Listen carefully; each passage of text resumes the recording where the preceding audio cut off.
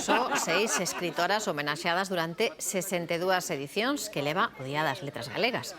Esta desproporción é a que se pretende comezar a reparar e por iso na Casa Museo de Rosalía de Castro presentouse Mulleres de Sempre, unha obra colectiva escrita por autoras actuais que poñen en valor as 6 mulleres recoñecidas ata o momento.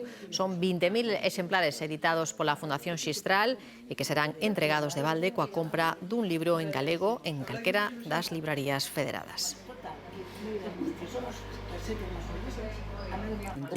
Ter un recordo para as mulleres que xa foron recordadas co motivo das letras galegas, porque adoita acontecer que pasa o día e pasa a romaría e hai nomes que quedan outra vez no recanto do que foron rescatadas só por un ano.